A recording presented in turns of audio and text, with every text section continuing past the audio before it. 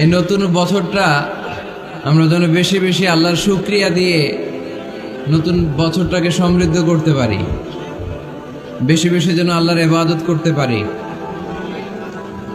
নতুন বছরে আমরা শপথ নেই, আমরা যেন অন্তরে হিংসা লালন না করি, বিদ্বেষ লালন না করি, আমরা নিজেরা যেন কাদা ছোড়াছুরি না করি, আমরা যেন মিলেমিশে একসাথে একাকার হয়ে যাই। আল্লাহ তুমি কবুল করো, আমরা পড়ি আমিন। 60টা জিনিস মানুষ মরে যাওয়ার পরে তার কবরে পৌঁছতে থাকে। ইন্না মিম্মা ইয়ালহাকুল মুমিন মিন হাসানাতিহি বা'দা মাউতিহি, মানুষ মরে যাওয়ার পরেও যে 60টা জিনিস তার কবরে পৌঁছায় তার মধ্যে একটা হচ্ছে মসজিদান বানাহু, সে যে মসজিদ বানিয়ে গিয়েছে ওই মসজিদের সওয়াব। সুবহানাল্লাহ পড়েন।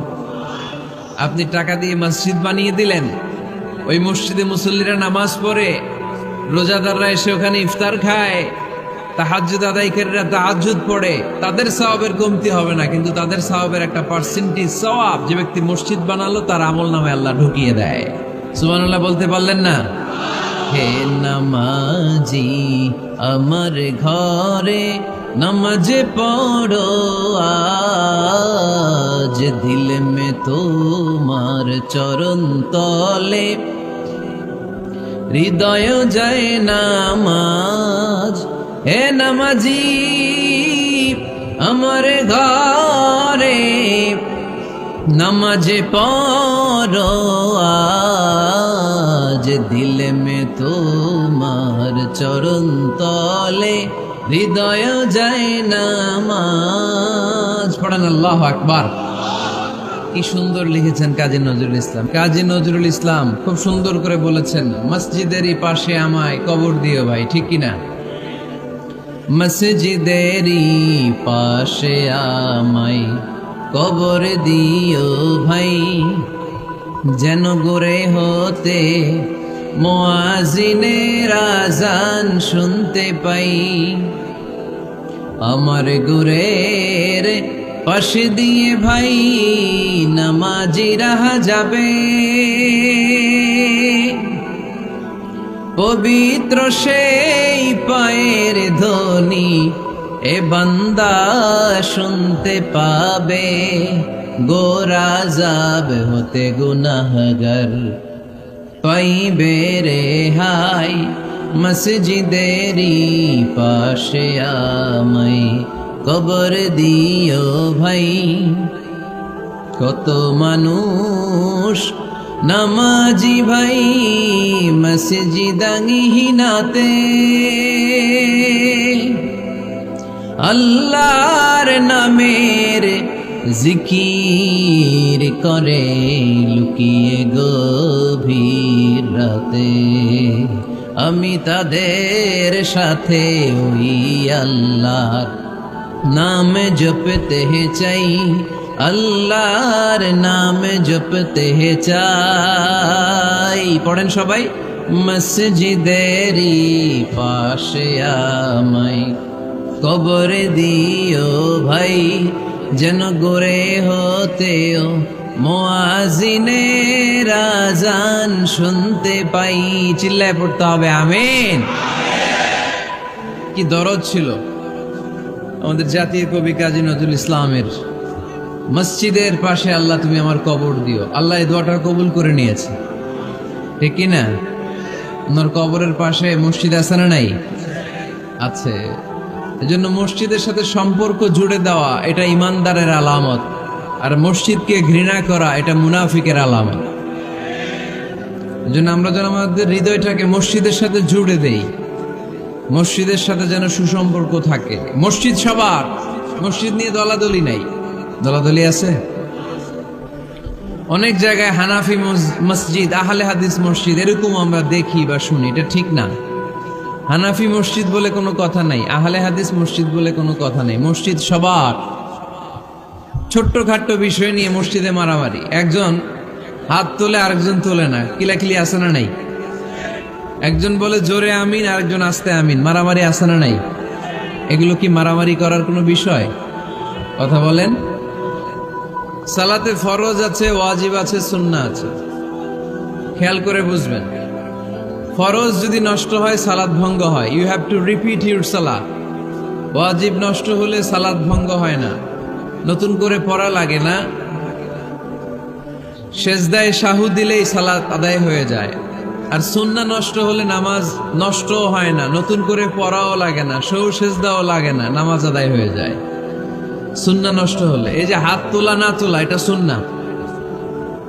আমিন জোরে বলা না বলা, এটা কি সুন্নাহ, যেটা কোনো কারণে কেউ না করলেও তার নামাজ কবুল করে নিবে কে? আর এই সব সুন্নত লই আমাদের দেশে গিলাগিলি। মৌলভীবাজারে মাশাআল্লাহ এগুলা নাই, এখানেও আছে। এগুলোর অবসান ঘটুক, আমরা চাই কি চাই না? আর কত এই ছোটখাটো বিষয় নিয়ে আমরা এই বিভেদের প্রাচীর আর দেয়ালকে উঁচু করব আমাদের মাঝখানে? কবে আমরা ঐক্যের সিন্ডিকেট করব? কবে? আর কবে সাদা মনের মানুষ হব? কবে? আর কত? অনেক হয়েছে, আন্না, এবার থামেন। বিভেদের প্রাচীরকে ভেঙে চুড়িয়ে দেন। ঐক্যের এমন সিন্ডিকেট গড়তে হবে যাতে কোনো অপশক্তি এই ঐক্যকে ভাঙতে না পারে, বানচাল করতে না পারে। চিল্লায় বলেন ঠিক কিনা? এজন্য মিউচুয়াল রেসপেক্টের দরকার, পারস্পরিক শ্রদ্ধাবোধ সব ক্ষেত্রে, রাজনীতিতে, সামাজিক অ্যাক্টিভিটিসে, আমাদের আলেম ওলামাদের মধ্যে পারস্পরিক শ্রদ্ধাবোধের দরকার, মিউচুয়াল রেসপেক্ট। কেউ কাউরে রেসপেক্ট করে না, আমি যেটা বুঝছি এটাই সব, বাকি সব হারাম, এরকম বলে না অনেকে? এরকম যেন না করি। তাহলে মসজিদ সবার, মসজিদ আল্লাহর হাবিব সাল্লাল্লাহু আলাইহি ওয়াসাল্লাম খ্রিস্টানদেরকে মসজিদে ঢুকতে দিয়েছেন, আর আমরা মুসলমান ভাইয়ের জন্য মসজিদে তালা ঝুলাই দেই, আছে না নাই? আল্লাহর হাবিব সাল্লাল্লাহু আলাইহি ওয়াসাল্লাম কোথাও গেলেই প্রথমে মসজিদ বানাতেন। কি বানাতেন? মসজিদ বানাতেন। মক্কা থেকে হিজরত করে মদিনায় আসলেন, কোবায় থাকলেন কয়েক সপ্তাহ। কোবা পল্লীতে তিনি মসজিদ বানালেন, মসজিদ কোবা। ওখানে প্রতি শনিবার কেউ যদি ওযু করে ওখানে যে 2 রাকাত নামাজ পড়ে, একটা কবুল উমরার সওয়াব আল্লাহ তাআলা তার আমলনামায় দিয়ে দেয়। মসজিদে কোবা বানালেন। তারপরে মদিনায় এসে মসজিদে নববী বানালেন আল্লাহর হাবিব সাল্লাল্লাহু আলাইহি ওয়াসাল্লাম, মসজিদে নববী। এটা ছিল আল্লাহ রাসূল সাল্লাল্লাহু আলাইহি ওয়াসাল্লামের বৈশিষ্ট্য। কোথাও গেলেই তিনি মসজিদ বানাতেন, মসজিদে নববী। হায় রে, এখন তো কত সুন্দর মসজিদ আমরা দেখি, আমরা যে সালাত পড়ি। আল্লাহর হাবিব সাল্লাল্লাহু আলাইহি সাল্লামের সময় মসজিদে নববী কি এরকম ছিল? কথা বলেন। ফ্লোর ছিল বালুর ফ্লোর। কিসের ফ্লোর? আমাদের মসজিদের ফ্লোর কিসের? টাইলস। আর আল্লাহ রাসূল সাল্লাল্লাহু আলাইহি সাল্লামের মসজিদে নববীর ফ্লোর কিসের? কথা বলে না তো আওয়াজ করে উত্তর দেন না কেন? কষ্ট হচ্ছে? দুপুরে খাইছেন না সবাই? কেন খান নাই কেন? রোজা রাখছিলেন? হ্যাঁ, ফজর বাদে আইছি। আচ্ছা ঠিক আছে, ঠিক আছে। আচ্ছা আচ্ছা, সাউন্ড নাই, কথা শোনা যায় না? তো এটা শুনলা কেমনে? জিজ্ঞেস করলাম কথা শোনা যায় না, কয় না। তো এটা শুনলা কি করে? মানে অল্প শোনা যায়, তাই তো? একটু পরে আমার বিদায় ঘন্টা বাজবে, আমি চলে যাব। এই তোমরা ডিস্টার্ব করতে করতে আমার সময় শেষ। তোমরা ডিস্টার্ব করলে তোমাদের লস। আমি আমার টাইমের 1 মিনিটে বেশি যেতে পারবো না, কারণ এখানে আসরের সালাতের আজান শুরু হয়ে যাবে, এরপরে কোনো কথা নেই। আর বক্তব্য লম্বা করা এটা বেদাত। এই বেদাতকে আমি সুন্নাতের মধ্যে আনতে চাচ্ছি। একটা সময়ে একেবারে কমায় নিয়ে আসবো। এত প্রোগ্রামও আমি করতে চাই না। আমি ঘোষণা দিয়েছি আগামী বছরে সারা বাংলাদেশে আমার প্রোগ্রাম হবে 50টা। কয়টা? 50টা। এরপরের বছর 30টা, এরপরের বছর 20টা। বিভাগীয় প্রোগ্রাম করলেই চলবে আমার। এক এক বিভাগে যে 2 দিন 3 দিন খালাস। এত দরকার নেই, এত লম্বা চূড়ার বক্তব্যের দরকার নেই। আধা ঘন্টা চুপ করে শুনেন, কয়েকটা মেসেজ ড্রপ করি। Take it with you to your home, then practice and apply in the society. নিয়ে যান, আমল করেন, সমাজে কাজে লাগান। সমাজটা আলোকিত করে দিবে কে? খুতাবুকুম তাগীলা সালাওয়াতুকুম কাসীরা। আল্লাহর হাবিব সাল্লাল্লাহু আলাইহি ওয়াসাল্লাম বললেন, কিয়ামতের একটা আলামত, কিয়ামতের আগে তোমাদের বক্তব্য হয়ে যাবে লম্বা, সালাত হয়ে যাবে খাটো। সালাতের পরে তাসবিহ পড়তে চায় না লোকজন, ব্যস্ত, মহা ব্যস্ত, সুপার বিজি। কোত্থেকে আসলে এই ব্যস্ততা? আপনি রবের সাথে মুনাজাত, না যাই ইউনাজি মুনাজাত, আপনার রবের সাথে একাকী নীরবে কথা বলতে মনে চায় না আপনার? তাই তো তাড়াহুড়ো কিসের? ধীর স্থির হন, একটু স্থির হন, একটু মনোদৈহিক প্রশান্তি অর্জনের চেষ্টা করেন। সব সময় ব্যস্ত, ধাক্কাধাক্কি, উচ্ছৃঙ্খলা, এগুলো আমাদেরকে শেষ করে দিয়েছে। এজন্য লম্বা চোরা বক্তব্য ঠিক না। বক্তব্য শুনতে আমাদের ভালো লাগে, আমল করতে ভালো লাগে না। বক্তব্যটা শেষেই সিগারেট ধরায়, আছে না নাই? মাহফিল শেষেই বিড়ি ধরায়, কয় চমৎকার ওয়াজ করছে হুজুরে। ওয়াজটা সেরকম হয়েছে, অনেক কণ্ঠ সুন্দর হুজুরের। এতদিন ইউটিউবে দেখছি, আজকে সরাসরি দেখাইছি, আছে না নাই? তো কি লাভ হয়েছে? লাভটা হয়েছে কি? এই যে মাহফিল শেষে বিড়িটা ধরাইলেন আর গেলেন, কোনো লাভ হয় নাই। এগুলো থেকে বেরিয়ে আসতে হবে। বছরের পর বছর আমাদেরকে শিখানো হয়েছে একভাবে, কেউ এই পরিবর্তনের আওয়াজ তোলে নাই। আওয়াজ আপনাকে তুলতে হবে। আওয়াজ তোলার জন্য এত মানুষ লাগে না, আপনি একাই যথেষ্ট। আপনি দাঁড়ান না সামনে, দেখবেন আপনার সামনে কেউ টিকে থাকতে পারবে না, ঠিক কিনা? কিন্তু আপনার শক্ত সিদ্ধান্ত লাগবে, পরিবর্তনের জন্য শক্ত মানসিকতা লাগবে যে আমি পরিবর্তন করতে চাই। We have to change. যুগ জামানা পাল্টে দিতে চাই না অনেকজন, এক মানুষই আনতে পারে জাতির জাগরণ। এক মানুষই বিপদকালে বাঁচায় কাফেলায়, ক্ষুদ্র ডিঙ্গি বাঁচায় জাহাজ অসীম দরিয়ায়। এজন্য আপনার শক্ত সিদ্ধান্ত পারে আপনার মৌলভীবাজারটাকে দেশের শ্রেষ্ঠ জেলা, শ্রেষ্ঠ থানা হিসেবে আল্লাহর কাছে কবুল করতে, ঠিক কি না? এই জন্য লম্বা চূড়া আলোচনা ঠিক না। ছোটখাটো অল্প কয়েকটা মেসেজ নিয়ে যেতে পারলেই that's enough. One of the minor sign before the day of judgment, your Islamic lectures will be very longer and your salah 5 times a day will be shorter. কিয়ামতের আগে বক্তব্য লম্বা, নামাজ খাটো, তাসবিহ পড়ে না, ব্যস্ত, মহাব্যস্ত। এই মহাব্যস্ততা ছাড়েন, কোরআন সুন্নাহর দিকে ফিরে আসেন। বরকত দিবে কে? বিশ্বনবীর মসজিদে নববীর ফ্লোর বালুর ফ্লোর ছিল, আমাদের ফ্লোর টাইলস। আল্লাহর হাবিব সাল্লাল্লাহু আলাইহি ওয়াসাল্লামের মসজিদে বালি নিচে, এই বালিতেই নামাজ পড়তেন। বৃষ্টি হলে কাদামাটি হয়ে যেত, কাদামাটিতেই সেজদা করতেন। সেজদা করলে কাদার মাটি আল্লাহর হাবিব সাল্লাল্লাহু আলাইহি ওয়াসাল্লামের নাকে আর কপালে লেগে যেত। তিনি সালাম ফিরিয়ে সাহাবাদের দিকে মুখ ফিরিয়ে বসলে দেখতেন প্রতিটা সাহাবীর নাকে আর কপালে কাদার মাটি মিশে আছে। তার মানে প্রিয় নবী সাল্লাল্লাহু আলাইহি ওয়াসাল্লামের মসজিদে নববী ছিল কাঁচা, কিন্তু মুসল্লি ছিল পাকা। আমাদের মসজিদগুলা হয়েছে পাকা, কিন্তু মুসল্লি কাঁচা, ঠিক কি না? ফজরের সালাতে মানুষ নাই। ইমাম সাহেব আছেন কে কে এলাকায়? দেখি ইমাম, মসজিদের ইমাম, মাশাআল্লাহ। আপনাদের এইখানে ওই মসজিদে ফজরের নামাজে কয় কাতার হয়? 5 জন 6 জন? কেনে এত কম? খেনে হ্যাঁ আসে না, আসতে চায় না লোকজন। তো এই যে 5-6 জন ফজরের সালাতে, কল্পনা করতে পারেন ফজরের সালাতে এত কম লোক। ফজরের জামাতে লোক যায় না, এটা একটা মহামারী। যেদিন ফজরের জামাতের দৃশ্য আর জুমার নামাজের দৃশ্য একরকম হয়ে যাবে, ওই দিনই বাংলাদেশে ইসলাম কায়েম হয়ে যাবে। এখন স্লোগান তুলে বিপ্লব বিপ্লব, ইসলামে বিপ্লব। আর ফজরের সময় আমি কম্বলের ভিতরে, আছে না নাই?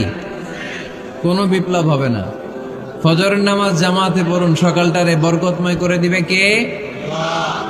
আল্লাহর হাবিব সাল্লাল্লাহু আলাইহি ওয়াসাল্লামের মসজিদ ছিল সবার জন্য উন্মুক্ত, এখানে সবাই আসতে পারত। এজন্য মসজিদ হবে সবার। আমরা মসজিদের আবাদকারী হতে চাই।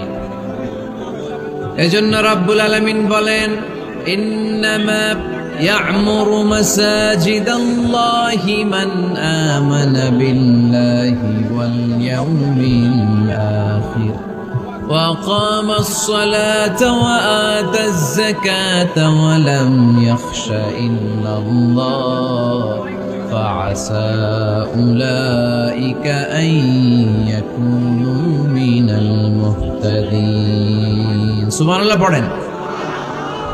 রব্বুল আলামিন বললেন, মসজিদের আবাদকারী হবে তারা যারা আল্লাহর প্রতি ঈমান আনে, আখিরাতের প্রতি ঈমান আনে, যারা সালাত কায়েম করে, যারা যাকাত আদায় করে, যারা দুনিয়ার কাউকে ভয় পায় না, ভয় পায় একজনকে, চিল্লায় বলেন তিনি কে?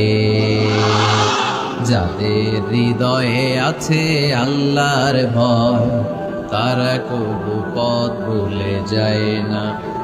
আল্লাহর প্রেম ছাড়া এই দুনিয়া কারো কাছে কোনো কিছু চায় না, ঠিক কিনা? তাহলে যারা মসজিদের আবাদকারী, এরা ভয় পায় একজনকে, চিল্লায় বলেন তিনি কে?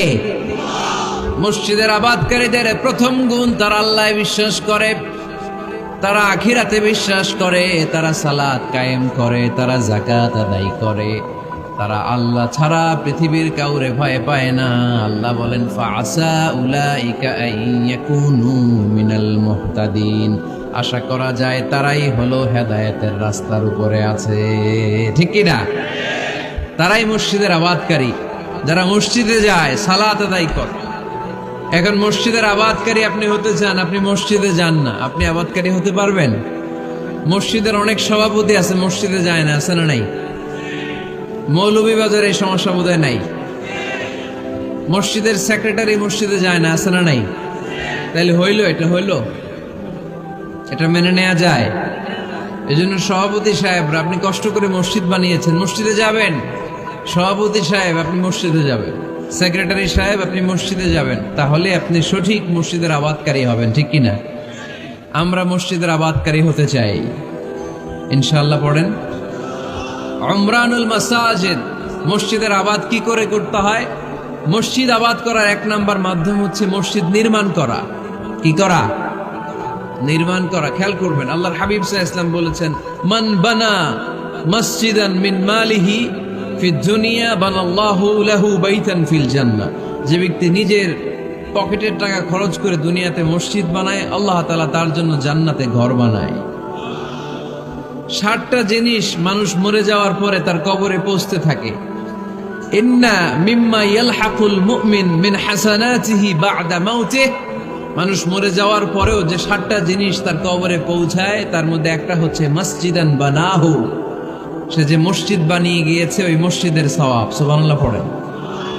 আপনি টাকা দিয়ে মসজিদ বানিয়ে দিলেন, ওই মসজিদে মুসল্লিরা নামাজ পড়ে, রোজাদাররা এসে ওখানে ইফতার খায়, তাহাজ্জুদ আদায়কারীরা তাহাজ্জুদ পড়ে, তাদের সওয়াবের কমতি হবে না, কিন্তু তাদের সওয়াবের একটা পার্সেন্টেজ সওয়াব যে ব্যক্তি মসজিদ বানালো তার আমলনামায় আল্লাহ ঢুকিয়ে দেয়। এজন্য বেশি বেশি মসজিদ বানাতে রাজি আছেন তো? তাহলে মসজিদ আবাদ করার প্রথম মাধ্যম হচ্ছে মসজিদ বানানো। 2 নম্বর মাধ্যম হচ্ছে মসজিদে যে জামাতে সালাত আদায় করা। জামাতে সালাতুল জামাআ তাফদুলু সালাতাল ফাযযি বি27 দারাজা। ঘরে নামাজ পড়লে, একা একা পড়লে যেই সওয়াব, জামাতে পড়লে 27 গুণ বেশি সওয়াব। সুবহানাল্লাহ বলতে পারলেন না? হে নামাজি আমার ঘরে নামাজ পড়ো আজ, দিল মে তোমার চরণ তলে হৃদয় যায় নামাজ। হে নামাজি আমার ঘরে নামাজ পড়ো আজ, দিল মে তোমার চরণ তলে হৃদয় যায় নামাজ। পড়েন আল্লাহু আকবার।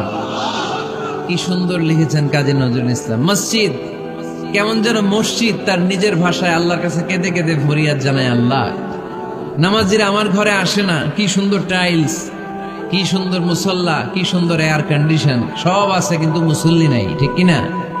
মসজিদগুলো আল্লাহর কাছে ফরিয়াদ জানায়। এজন্য আমরা যেন মসজিদমুখী হই। কি মুখী?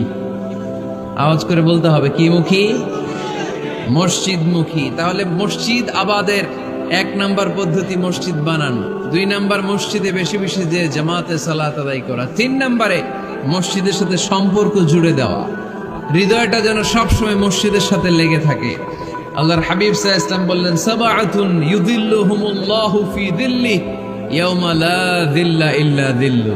7 শ্রেণীর ব্যক্তিকে আল্লাহ তাআলা কিয়ামতের দিন আরশের নিচে ছায়া দিবে, যেদিন আল্লাহর আরশের ছায়া ছাড়া কোনো ছায়া পৃথিবীতে থাকবে না। সেই দিনটা কি এই দিনের মতো?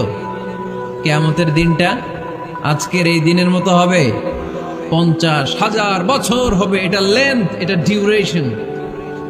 قاعا صفصفا لا ترى فيها عوجا ولا امتا, level playing field, তামার জমিন। একটু কল্পনা করেন তো ওই দিনটা কত ভয়ঙ্কর।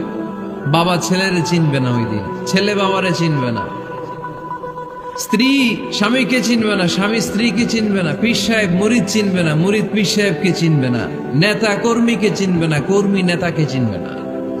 হায় হায়, ইয়া নাফসি ইয়া নাফসি বলে কাঁদবে। সূর্যটা মাথার কাছে চলে আসবে, সূর্যের তাপে মাথার মগজগুলো গলে গলে নাকের ছিদ্র আর কানের ছিদ্র দিয়ে টপ টপ করে বেয়ে বেয়ে পড়বে। তৃষ্ণায় মানুষগুলো পাগল পাড়া, জিহ্বাটা বের হয়ে নাভি পর্যন্ত ঝুলতে থাকবে। সেদিন সবাই পাগলের মতো ছুটতে থাকবে, কোনো ছায়া নাই আল্লাহর আরশের ছায়া ছাড়া। আল্লাহর হাবিব বললেন 7 শ্রেণীর ব্যক্তিকে আল্লাহ তাআলা আরশের নিচে ছায়া দিবেন। এর মধ্যে 1 শ্রেণীর ব্যক্তি রাজুলুন কলবুহু মুআল্লাকুন বিল মাসাজিদ, ওই ব্যক্তি যার হৃদয়টা সবসময় আল্লাহর মসজিদের সাথে লেগে থাকে।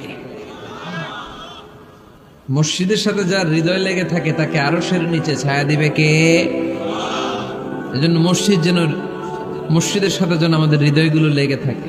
অনেকেই দেখবেন এত ভালো নামাজে, জোহর পরে টেনশন করে আসরটা কই পড়বো, আসর পরে চিন্তা করে মাগরিবের সময় আমি কোথায় থাকবো, মাগরিবের সময় টেনশন, ইস এশাটা হয়ে গেলেই তো শেষ। এরকম লোক আছে না নাই? এদেরকে সেই কঠিন ভয়াবহ দিনে আরশের নিচে ছায়া দিবে কে? তারপরে মসজিদ আমাদের 4 নাম্বার পদ্ধতি, মসজিদকে পরিচ্ছন্ন রাখা, মসজিদকে ঝাড়ু দেয়া। মসজিদকে যারা পরিষ্কার করে তাদের হৃদয়ের যন্ত্রণা দূর করে দেয় কে? সাইয়েদনা ইব্রাহিম আলাইহিস সালাম এবং ইসমাঈল আলাইহিস সালামকে আল্লাহ তাআলা আদেশ করেছেন তাহহিরা বাইতিয়া লিত-তাইফিনা ওয়াল আকিফিনা ওয়ার রুকআই সুজুদ। হে ইব্রাহিম ইসমাঈল, বাপ বেটা দুইজন মিলে মসজিদ ঝাড়ু দাও। কি ঝাড়ু দাও? মসজিদেরি ঝাড়ু বড়দার ও কমারে হাত শোনো আমারে মুনাজাত। পড়েন, শোনো শোনো ইয়া ইলাহি আমারে মুনাজাত, শোনো আমারে মুনাজাত। পড়েন আমিন। মসজিদ ঝাড়ু দাও, মসজিদ আমাদের অন্তর্ভুক্ত। আপনারা কেউ কোনোদিন মসজিদ ঝাড়ু দিয়েছেন নাকি? কে কে দিয়েছেন দেখি? সবাই সবাই মসজিদের খাদেম, মাশাআল্লাহ। আমিও দিছি মসজিদ ঝাড়ু, অনেক দিছি, মাশাআল্লাহ। আল্লাহ তুমি কবুল করো। যাদের হৃদয়ে বড় জ্বালা, ফ্যামিলিতে সুখ নাই, শান্তি নাই, তারা হৃদয়ে প্রশান্তি আনতে চাইলে এতিমখানায় যাবেন, এতিমের মাথায় হাত বুলিয়ে দিবেন, এতিমের মুখে খাবার তুলে দিবেন। আপনার হৃদয়টারে নরম করে দিবে কে? আল্লাহর ঘর মসজিদে যাবেন, নিজ হাতে মসজিদটারে একটু পরিষ্কার করে দিবেন, আপনার জীবনটারে উজালা করে দিবে কে? তাহলে এগুলো করার মাধ্যমে আমরা মসজিদের আবাদ করতে চাই। আমরা মসজিদের আবাদকারী হতে চাই কি চাই না? আল্লাহর ঘর মসজিদ আবাদ করার মতো শ্রেষ্ঠ কাজ পৃথিবীতে হতে পারে না। এই মসজিদের কিছু আদব আছে, আল্লাহ রাসূল সাল্লাল্লাহু আলাইহি ওয়াসাল্লাম বলেছেন এই আদবগুলো মেনটেন করে যেন আল্লাহর ঘর মসজিদের সাথে আমরা ব্যবহার করি। মসজিদের 1 নম্বর আদব হচ্ছে মসজিদে ওযুর সাথে প্রবেশ করা। কিসের সাথে? ওযু করে পরিচ্ছন্ন হয়ে মসজিদে প্রবেশ করা। এজন্য অপবিত্র অবস্থায় গোসল ফরজ, এরকম অবস্থায় মসজিদে ঢোকা যাবে? কথা বলেন, ঢোকা যায়? যেই নারীদের মাসিক চলতেছে, মেনস্ট্রুয়েশনাল পিরিয়ড চলতেছে, ওই নারীদের পক্ষে মসজিদে ঢোকা জায়েজ আছে? নাই। তাহলে এটা হলো 1 নম্বর আদব। মসজিদে ঢোকার সময় কি করে ঢুকবো? ওযু করে। আওয়াজ করে বলেন, কি করে ঢুকবো? ওযু করে। 2 নম্বর আদব হচ্ছে মসজিদে যাওয়ার সময় সবচেয়ে ভালো জামাটা পরে যাবে, সবচেয়ে ভালো পাঞ্জাবিটা পরে যাবে। জানতো আপনারা? না সবচেয়ে সিরাটা পরে যান? হ্যাঁ, অনেকের নামাজের জন্য একটা পুরান জামা আছে, সিরা পাড়া, এদিকে হাত উঠাইলে দিকে দেখা যায়, আছে না নাই? সবচেয়ে সিরা পাড়াটা রাখে নামাজের জন্য, কপাল পোড়া। আর সুন্নাতে খাতনার অনুষ্ঠানে গেলে মাশাআল্লাহ লেহেঙ্গা গায়ে দিয়ে যায়, আছে না নাই? না, আপনি ইবাদতের জন্য সবচেয়ে সুন্দর জামাটা রাখবেন। এজন্য রাব্বুল আলামিন বলেন, ইয়া বানি আদম খুযু যিনাতাকুম ইনদা কুল্লি মসজিদ। ও বনি আদম, তুমি যখন আল্লাহর ঘর মসজিদে ঢুকবা, ও বনি আদম, তুমি যখন নামাজের মুসল্লায় দাঁড়াবা, তোমার সবচাইতে দামি সবচাইতে সুন্দর জামাটা গায়ে দিয়ে তুমি নামাজে দাঁড়াও, ঠিক কি না? তাহলে এখন মসজিদে যাওয়ার সময় কি গায়ে দিয়ে যাবেন বলেন? খিতা করবাইন, হ্যাঁ মাশাআল্লাহ, হ্যাঁ সবচেয়ে ভালো কাপড়টা আয়রন করে পারফিউম মেখে তারপরে আমরা যাব। রাজি আছেন তো? 3 নম্বর আদাব হচ্ছে মসজিদে ঢুকার সময় বাম পা দিয়ে ঢুকতে হয়।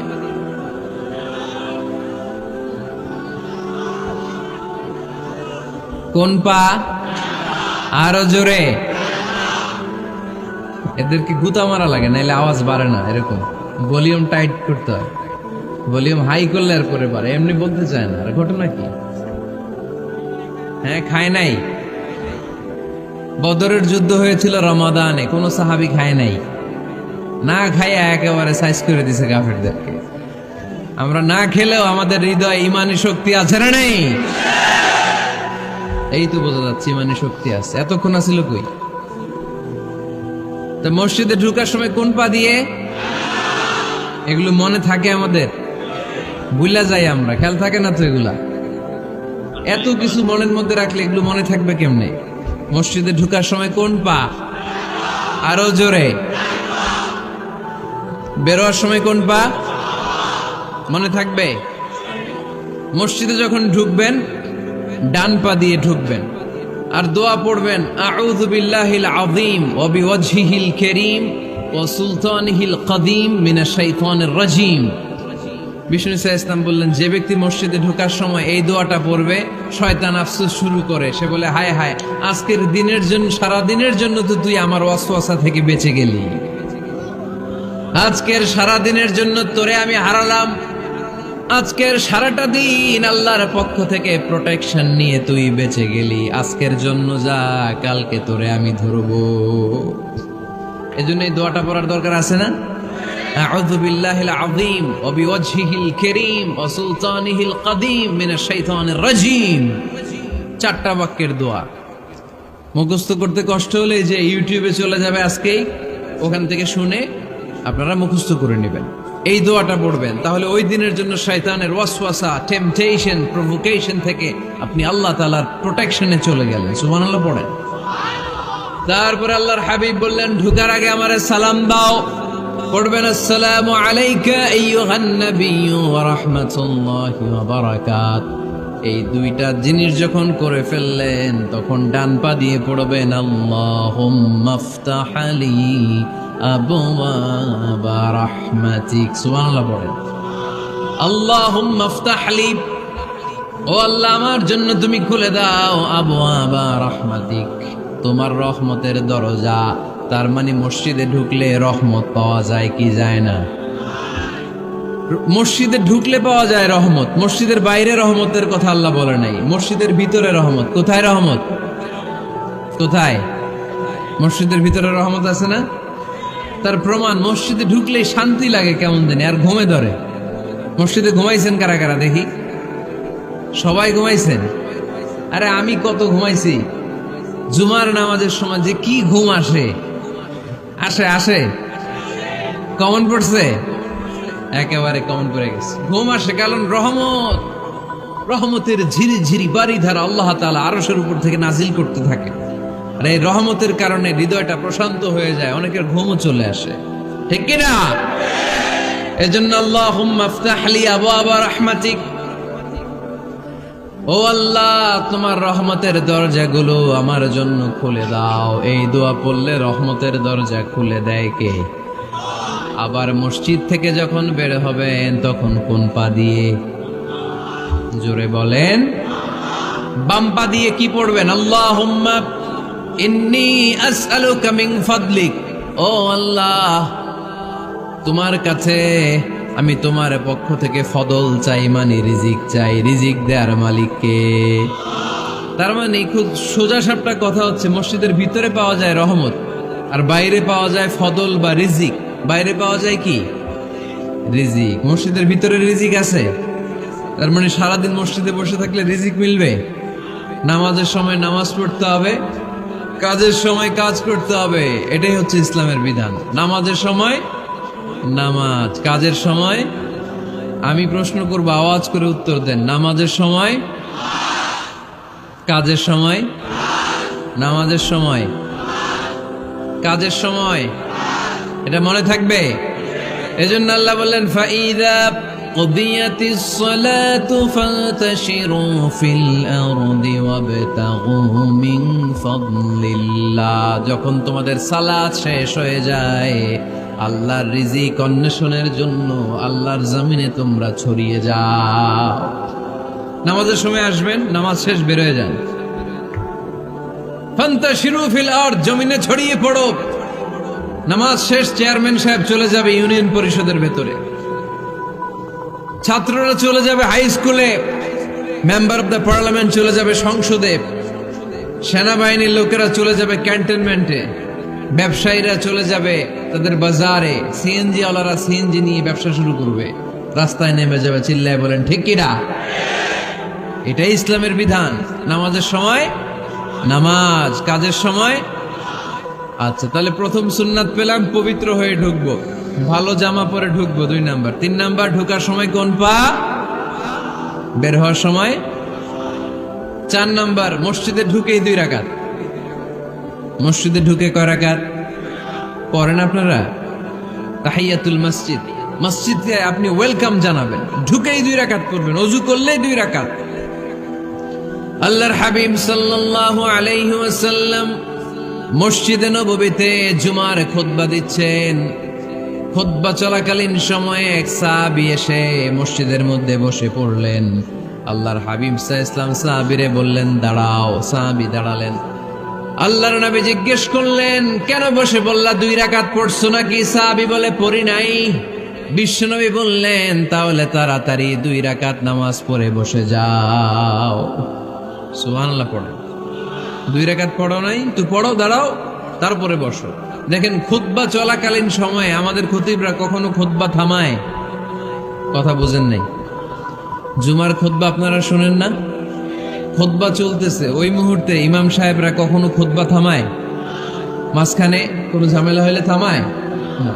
প্রথম খুতবা শেষ, বসে, তারপরে দ্বিতীয় খুতবা। খুতবার মাঝখানে কোনো থামাথামি নাই। কিন্তু আল্লাহর হাবিব সাল্লাল্লাহু আলাইহি সাল্লাম কেমন খতিব ছিলেন দেখেন। আল্লাহর হাবিব সাল্লাল্লাহু আলাইহি সাল্লামের খুতবা দেওয়ার স্টাইল এন্ড অ্যাটিটিউড এবং আমাদের খুতবা দেওয়ার স্টাইল এন্ড অ্যাটিটিউড, আল্লাহ রাসূল সাল্লাল্লাহু আলাইহি সাল্লামেরটা কত প্রাণবন্ত ছিল। আল্লাহ রাসূল সাল্লাল্লাহু আলাইহি সাল্লাম সোসাইটি ওরিয়েন্টেড একজন পার্সোনালিটি ছিলেন, সমাজের মানুষ কেন্দ্রিক, খুব সামাজিক ছিলেন আল্লাহ রাসূল সাল্লাল্লাহু আলাইহি সাল্লাম। তিনি দেখলেন একজন বসে পড়ছে, উনি খুতবা থামায় দিলেন। জুমার খুতবা থামায় বললেন, এই নামাজ পড়ছো না? পড়ো, 2 রাকাত পড়ো। আবার খুতবা শুরু করলেন। সুবহানাল্লাহ পড়বেন না? একবার তিনি খুতবা দিচ্ছেন, দেখলেন আল্লাহ রাসূল সাল্লাল্লাহু আলাইহি ওয়াসাল্লামের 2 জন নাতি হাসান আর হুসাইন রাদিয়াল্লাহু তাআলা আনহুমা, ছোট্ট মানুষ, কাতারের ভিতরে ঢুকে কোন সাহাবী টুপি টান দেয়, কারো পাগড়ি ধরে টান দেয়, একজন এদিকে দৌড় দেয়, আরেকজন ওদিকে দৌড় দেয়। মসজিদে একটা ডিস্টার্ব হচ্ছে। আল্লাহর হাবিব সাল্লাল্লাহু আলাইহি ওয়াসাল্লাম খুতবা থামিয়ে দিলেন, মিম্বার থেকে নেমে আসলেন, 2 নাতিকে 2 হাতে ধরলেন, ধরে আস্তে করে জান্নাতের এই 2 সর্দারকে নিয়ে মিম্বারের উপরে দাঁড়ালেন। এই হাতে এই নাতি, ওই হাতে আরেক নাতি। এরপর দাঁড়িয়ে দাঁড়িয়ে তিনি বাকি খুতবা দিলেন। পড়েন সুবহানাল্লাহ। কত প্রাণবন্ত খুতবা। উনিও খুতবা দিতেন, আমরাও খুতবা দেই। আল্লাহর হাবিব সাল্লাল্লাহু আলাইহি ওয়াসাল্লাম খুতবা দিচ্ছেন, এক সাহাবী এসে বলল, ইয়া রাসূলুল্লাহ, মদিনায় দুর্ভিক্ষ, বৃষ্টি নাই, আপনি বৃষ্টির দোয়া করেন। রাসূল সাল্লাল্লাহু আলাইহি ওয়াসাল্লাম খুতবা থামায় দিলেন, থামায় দিয়ে দোয়া শুরু করলেন, আল্লাহুম্মা আসকিনা গাইসান মুগীসান মারিআন মুরিআন নাফিআন গায়রা দার আজিলান গায়রা আজিল। আল্লাহ, উপকারে বৃষ্টি দেন, যে বৃষ্টিতে আমাদের ফসল জন্মাবে, সবুজ ঘাস লতা পাতা জন্মাবে, আমাদের গবাদি পশুর রিজিক বাড়বে, এরকম উপকারী বৃষ্টি আমাদেরকে দিয়ে মদিনাটারে ধন্য করে দেন। বৃষ্টি শুরু হলো। জুমাবার বৃষ্টি, শনি রবি সোম মঙ্গল বুধ বৃহস্পতি শুক্র টানা 7 দিন বৃষ্টি, এবার বৃষ্টির চোটে মদিনায় বন্যা হয়ে গেছে। এতদিনে দুর্ভিক্ষ, এতদিনে কি, এখন বৃষ্টির বরকতের দোয়া করছে, বৃষ্টিতে এবার বন্যা। যেই সাহাবী বৃষ্টির জন্য দোয়া করতে বলেছিলেন, পরের জুমাবারের খুতবার সময় এসে ওই সাহাবী বলেন, ইয়া রাসূলুল্লাহ, আবার খুতবার মাঝখানে, ইয়া রাসূলুল্লাহ, আর বৃষ্টির দরকার নাই, আর দরকার নেই, এবার বৃষ্টি বন্ধের দোয়া করেন। আল্লাহর হাবিব সাল্লাল্লাহু আলাইহি ওয়াসাল্লাম খুতবা থামিয়ে আবার বন্ধের দোয়া, আল্লাহুম্মা হাওয়ালাইনা ওয়ালা আলাইনা, হে আল্লাহ আমাদের চারিদিকে দেন, মদিনাতে আর বৃষ্টির দরকার নাই। চিল্লায় পড়েন সুবহানাল্লাহ। এজন্য খতিব হবে এরকম প্রাণবন্ত খতিব। সমাজে কি চলে, কি ক্রাইসিস, কি সংকট, ইয়াংরা কোন সমস্যায় ভোগে, আমাদের রাজনৈতিক অঙ্গনে কি সমস্যা, আমাদের অর্থনৈতিক অঙ্গনে কি সমস্যা, আমাদের সামাজিক অঙ্গনে কি সমস্যা, আমাদের পরিবারগুলোর ভেতরে কি ঝামেলা, প্রত্যেকটা কথা মসজিদের মিম্বার থেকে আসার দরকার আছে না নাই? আল্লাহর হাবিব সাল্লাল্লাহু আলাইহি ওয়াসাল্লাম এভাবেই সমাজকে ঠিক করে দিতেন। 2 রাকাত মসজিদে ঢুকে আজকে থেকে আমরা পড়ব। মসজিদে ঢুকলেই কয় রাকাত মনে থাকবে না ভুলে যাবেন? তারপরে আল্লাহর হাবিব সাল্লাল্লাহু আলাইহি ওয়াসাল্লাম বলেছেন, খবরদার কবরের উপর মসজিদ বানিও না। কবরস্থান একদিকে, মসজিদ আর একদিকে, কিন্তু বাংলাদেশে মসজিদের সাথে কবর মিলানো আছে না নাই? ছোট্ট একটা মসজিদ, কিন্তু এত বড় বাবার কবর আছে না নাই? এগুলো করবেন না আপনি। আগে হবে মসজিদ, পরে কবরস্থান। যেমন মসজিদে নববী হয়েছে আগে, তারপরে বিশ্বনবীর কবর এখানে আছে না নাই? মসজিদে নববী প্রতিষ্ঠিত হয়েছে আগে, পরে বাকি কবরস্থান আছে না নাই? কিন্তু কোন আল্লাহর ওলির কবরস্থানের উপরে যদি মসজিদ বানান, তার উপর লানাত দিয়েছে কে? লা'না রাসূলুল্লাহ আলাল ইয়াহুদ ওয়ান নাসারা ইত্তাখাযু কুবুর আমবিয়াইহিম মাসাজিদা। আল্লাহর রাসূলের লানত ইহুদি নাসারাদের উপর, কারণ ইহুদি আর নাসারাদের একটা খাসলাত, একটা বৈশিষ্ট্য ছিল, তারা তাদের নবীদের কবরের উপরে মসজিদ বানায় ফেলত। এটা করা যাবে? এজন্য এলাকায় এলাকায় এই ঝামেলা, কবর আর মসজিদ হবে আলাদা। আবার মসজিদের কেবলার দিকে যেন কবরস্থান না হয়, তাহলে শিরক হওয়ার সম্ভাবনা আছে না নাই? খুব সাবধান, আল্লাহ সব মাফ করে কিন্তু শিরক মাফ করে না, ঠিক কি না? শিরক হচ্ছে মহাপাপ, সব পাপের বাপ। এজন্য আমরা সব করলেও শিরকের গুনাহ মুসলমান কখনো করতে পারে। এরপর আল্লাহর হাবিব বললেন, মসজিদকে পরিষ্কার পরিচ্ছন্ন রাখো, এটাও মসজিদের আদাব। মসজিদে আতর লাগিয়ে দেন, বাখুর জ্বালিয়ে দেন। আপনাদের এই এলাকার মধ্যে তো বাখুরের অভাব নাই, আগরের অভাব নাই, ঠিক কিনা? গতকাল প্রোগ্রাম ছিল কই? সুজানগর, আগরের রাজধানী। আগর চিনেননি আপনারা? হ্যাঁ, এই যে দেহনেল উদ পারফিউম, আপনাদের এই যে মাহতাব সাহেবের আল হারামাইন, এরপরে যে আজমল কোম্পানি, এও আপনাদের এই মৌলভীবাজার এলাকার। এরকম অনেক কোম্পানি আছে দুবাই ভিত্তিক, গোটা বিশ্বে ওনারা ব্র্যান্ডিং করেছে। এগুলোর র ম্যাটেরিয়াল, কাঁচামাল যায় হচ্ছে আপনাদের মৌলভীবাজার থেকে। সম্মানিত ভাইয়েরা, মসজিদ পরিষ্কার পরিচ্ছন্ন রাখবেন, এই বাখুর জ্বালাবেন, দেহনেল উদ, এই পারফিউম গুলো ছড়িয়ে দিবেন। মসজিদের মধ্যে অনেক মসজিদের দুর্গন্ধ আছে না নাই? এই কার্পেটের মধ্যে ময়লা, পরিষ্কার করেন। আল্লাহর হাবিব সাল্লাল্লাহু আলাইহি ওয়াসাল্লাম বলেছেন, খবরদার। আম্মা জান আয়েশা বর্ণনা করেন, আমার রাসূলুল্লাহ সাল্লাল্লাহু আলাইহি ওয়াসাল্লাম বিবিনাইল মসজিদ ফি দুয়ার ওয়া আন তুতাইয়াবা ওয়া তুনাযাফ। আমরা যেন এলাকা এলাকায় মসজিদ বানাই, মসজিদগুলোকে যেন পারফিউম দিয়ে, আতর দিয়ে সুগন্ধময় করে দেয়, বিশ্বনবী আদেশ করেছেন। সুবহানাল্লাহ পড়ুন। এজন্য কোনো অপরিচ্ছন্ন মসজিদ থাকতে পারবে না। মসজিদের পাশ দিয়ে গেলে আতরের ঘ্রাণে আমোদ হয়ে লোকজন যেন বুঝতে পারে এটা আল্লাহর ঘর, মসজিদ। চিল্লায় বলেন ঠিক কিনা? এরপরে আল্লাহর হাবিব সাল্লাল্লাহু আলাইহি ওয়াসাল্লাম বলেছেন, মসজিদের আরেকটা আদব হলো মসজিদকে অতিমাত্রায় ডিজাইন না করা। বেশি ডিজাইন করা যাবে না। এমন ডিজাইন করা যাবে না যে এটা মসজিদ বোঝাই যায় না। এত লাইটিং ফাইটিং করে, এটা কি মসজিদ না কমিউনিটি সেন্টার বোঝাই যায় না। আছে না নাই? আছে। এরকম যেন আমরা না করি সম্মানিত ভাইয়েরা। বিশেষ করে মসজিদের সামনের দেয়ালে। কোন দেয়ালে? সামনের দেয়ালটা, কেবলার দিকে যেই দেয়াল, এই দেয়ালটা হতে হবে ফ্রেশ, যাতে করে মানুষের দৃষ্টি আকর্ষণ না করে। প্রায় মসজিদের দেয়ালের মাঝখানে দেখবেন আপনি ক্যালেন্ডার ঝুলায় রাখে, আছে না নাই? মৌলভীবাজারের কি অবস্থা? খিতা খবর আছে? তো এই যে ক্যালেন্ডার ঝুলায় রাখে, ওইখানে দেখবেন বিভিন্ন মসজিদের ছবি, এতিমখানার ছবি, মানুষের ছবি। তো মানুষ নামাজে পড়ে আবার ওগুলোও তাকায়, আছে না নাই? প্রথম কাতারে পরে ওইখানে কি লেখা এগুলো পরে, তার ডিস্টার্ব হচ্ছে না? এই মুসল্লির দৃষ্টি যাতে অন্যদিকে না যায় এটা খেয়াল রাখতে হবে। যদি পারা যায় মসজিদের সামনে কোনো ঘড়ি টড়ি চলবে না, ঘড়ি মসজিদের পেছনের দেয়ালে, সময়সূচি পেছনের দেয়ালে, সব পেছনে। সময় কয়টা বাজে ওটা ইমাম দেখলেই চলবে, ইমাম এভাবে দেখে নিবে, আপনারাও দেখে নিবেন। কিন্তু সামনের দেয়ালটা যত সিম্পল করা যায়। আল্লাহর হাবিব সাল্লাল্লাহু আলাইহি ওয়াসাল্লাম নামাজ পড়া অবস্থায় সামনে এমন কিছু রাখতেন না যেটার দ্বারা আল্লাহর হাবিব সাল্লাল্লাহু আলাইহি ওয়াসাল্লামের সালাতে মনোযোগ অন্যদিকে চলে যায়। আমরা যখন সালাত পড়ি, যদি অন্যদিকে তাকাই, ফেরেশতার মাধ্যমে আল্লাহ একটা ডাক দেয়, বলে আকবিল, এই বান্দা ফিরে আয়, তোর নজর থাকা দরকার সিজদার জায়গায়, ফিরে আয়। আপনি আবার যখন অন্যদিকে তাকান, আল্লাহ বলে ফিরে আয়, সিজদার দিকে তাকা। আপনি আবার যখন ঘড়ির দিকে তাকান, আল্লাহ বলে আকবিল, ফিরে আয়, সিজদার দিকে তাকা। আপনি যখন আবার অন্যদিকে তাকান, তখন আল্লাহ বলে লা হাজাতা লি ইলা সালাতিক, তোর এই নামাজের দরকার আমার নাই। নাউজুবিল্লাহ পড়বেন না? তোর এই নামাজের দরকার আমার নাই। অজু করে কষ্ট করে যাকে খুশি করার জন্য আপনি সালাতে দাঁড়ালেন, উনি যদি বলে এই নামাজের দরকার নেই, তা কার জন্য নামাজ পড়লেন আপনি? কথা কি বুঝতে পেরেছেন? এই জন্য এলাকার গণ্যমান্য ব্যক্তিবর্গ আছে, আমাদের চেয়ারম্যান সাহেব আছে, আরো অন্যান্য বিজনেস ম্যাগনেটরা আছে, আপনারা মসজিদ যখন নির্মাণ করবেন, সামনের দেয়ালটা যত সাদামাটা হতে পারে ততই ভালো। এমনকি জায়নামাজের মধ্যে এখন কাবা ঘরের ছবি আছে না নাই? আছে না?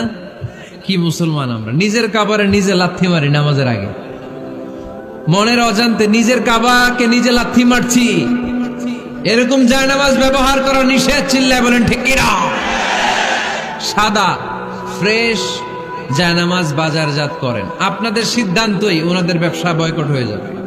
আপনারা যদি এখন থেকে মসজিদের মিনারা আর কাবা ঘরের যে প্রতিকৃতি বা ছবি, এরকম ছবি সম্বলিত জায়নামাজ কিনা বন্ধ করে দেন, এদের মার্কেট থাকবে? কথা বলেন। কালকে থেকে আমরা জায়নামাজ কেনার সময় ফ্রেশ জায়নামাজ কিনব। কোনো মসজিদ, কোনো মিনার, আমাদের কাবা ঘরের ছবি সম্বলিত কোনো জায়নামাজ কিনা যাবে? আওয়াজ করে বলেন, যাবে? যাবে না। এগুলো হচ্ছে মসজিদের আদাব, এগুলো রক্ষা করে মসজিদে ঢোকার দরকার আছে না নাই? পৃথিবীতে 3টা মসজিদ সবচাইতে শ্রেষ্ঠ মসজিদ, কয়টা? আওয়াজ করে বলেন না।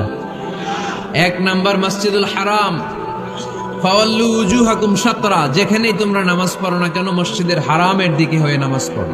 কেবলা কোন দিকে আজকে? এদিকে, এইদিকে কেবলা। আমি যদি এদিকে হয়ে পড়ি নামাজ হবে না? হবে না কেন? কারণ কেবলামুখী হয়ে নামাজ পড়া ফরজ। চিল্লায় বলেন ঠিক কিনা? মসজিদুল হারাম পৃথিবীর প্রথম মসজিদ। ওখানে একটা ঘর আছে, ঘরটার নাম হলো কাবা। ইন্না আউওয়ালা বাইতিন উদিআ লিন-নাসি লাল্লাযী বিবাক্কাতা মুবারাকা। এই পৃথিবীর প্রথম ঘর, যেই ঘরটা স্থাপিত হয়েছে বাক্কা শহরে।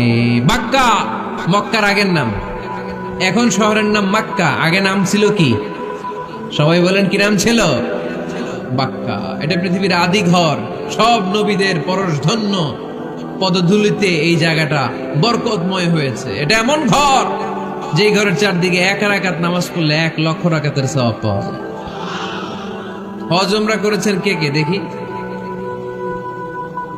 হজ উমরা করেছেন আপনারা না? মাশাআল্লাহ। আমরা যারা করতে পারি নাই, আল্লাহ তাদেরকেও তৌফিক দাও। আমরা যেন এই কাবা ঘরে যে প্রাণ ভরে সালাত আদায় করতে পারি, আল্লাহ তৌফিক দান করো। আমরা যেন মসজিদে নববীতে যে প্রাণ ভরে সালাত পড়তে পারি, তৌফিক দান করো। আল্লাহর হাবিব সাল্লাল্লাহু আলাইহি ইসলামের কবরের সামনে দাঁড়িয়ে যেন আমরা প্রাণ খুলে মন প্রাণ উজাড় করে বিশ্বনবী সাল্লাল্লাহু আলাইহি ইসলামকে সালাম দিতে পারি, আল্লাহ তৌফিক দান করো। এই কাবা ঘরকে কেন্দ্র করে প্রতিদিন 100টা রহমত নাজিল হয়। আওয়াজ করে বলেন, কয়টা? আল্লাহর হাবিব বললেন প্রতিদিন, প্রতিনিয়ত 100টা রহমত নাজিল হতেই থাকে।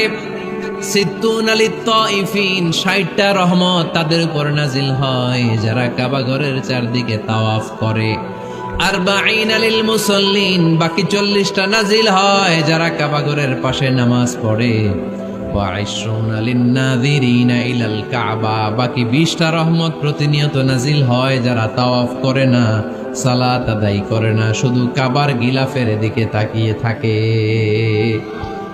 কাবার দিকে তাকায় থাকলেই সওয়াব। সুবহানাল্লাহ পড়েন। এক রাকাতে কয় লক্ষ রাকাতের সওয়াব। এজন্য আল্লাহর হাবিব সাল্লাল্লাহু আলাইহি ওয়াসাল্লাম বলেছেন, লা তুশাদ্দুর রিহাল ইল্লা ইলা সালাসাতি মাসাজিদা। স্পেশাল ভার্চু এন্ড রিওয়ার্ড, বিশেষ সওয়াবের নিয়তে পৃথিবীর এই 3টা জায়গা ছাড়া কোথাও নিয়ত করে ভ্রমণ করা জায়েজ নাই। এক হচ্ছে মসজিদুল হারাম, 2 হচ্ছে মসজিদ নববী, 3 হচ্ছে মসজিদুল আকসা। এই 3টা মসজিদ ছাড়া পৃথিবীর কোনো মসজিদে নিয়ত করে সফর করা যাবে না। বিশেষ নিয়তে সফর করা যাবে না যে আমি যদি এই মৌলভীবাজারের জামে মসজিদে যাই বেশি সওয়াব পাওয়া যাবে, এই নিয়তে সফর করা যাবে না। বেশি সওয়াব শুধু এই 3 মসজিদে। মসজিদুল হারামে 1 রাকাতে কত রাকাতের সওয়াব? কথা কয় না, বুঝে নাই বোধহয়। কয় লক্ষ? আর মসজিদে নববীতে 1 রাকাতে 1000 রাকাতের সওয়াব। আরেক বর্ণনায় আছে 50,000। বর্ণনাটা দুর্বল। সহিহ বর্ণনায় এসেছে 1 রাকাতে 1000 রাকাতের সওয়াব। মসজিদুল আকসায় সালাত পড়লে 1 রাকাতে, এক বর্ণনায় এসেছে 250 রাকাতের সওয়াব, আরেক বর্ণনায় এসেছে 500 রাকাতের সওয়াব। এই 3টা মসজিদ ছাড়া যে নামাজ পড়লে বেশি সওয়াব হবে, এই নিয়তে সফর করা যাবে? চিল্লায় বলেন যাবে। তবে মসজিদটা দর্শন করার জন্য যেতে পারবে। মসজিদটা দেখতে কেমন, এটার ক্যালিওগ্রাফিক্যাল ডিজাইন কেমন, এটার আর্কিটেকচারাল ডিজাইন কেমন, এটার দৃষ্টিনন্দন সৌন্দর্য কেমন, মসজিদটা দেখতে কেমন, দেখতে যেতে পারবেন। কিন্তু বিশেষ সওয়াব রিওয়ার্ড এই 3টা মসজিদ ছাড়া অন্য কোনো মসজিদের জন্য হবে না। এই মসজিদ হচ্ছে আমাদের সামাজিক ঐক্যের কেন্দ্রবিন্দু, এটা হচ্ছে আমাদের কমিউনিটি সেন্টার। আমরা শুধু নামাজের জন্য মসজিদকে ইউজ করি, এছাড়া আরো অনেক ইউসেজ আছে মসজিদের। খেয়াল রাখবেন, আমাদের মুসলমানদের মসজিদ হিন্দুদের মন্দিরের মতো নয়। কোথায় আজান হয়েছে? শেষ করে দিব না? সুবহানাকাল্লাহুম্মা বিহামদিকা আশহাদু আল্লা ইলাহা ইল্লা আনতা আস্তাগফিরুকা ওয়া আতুবু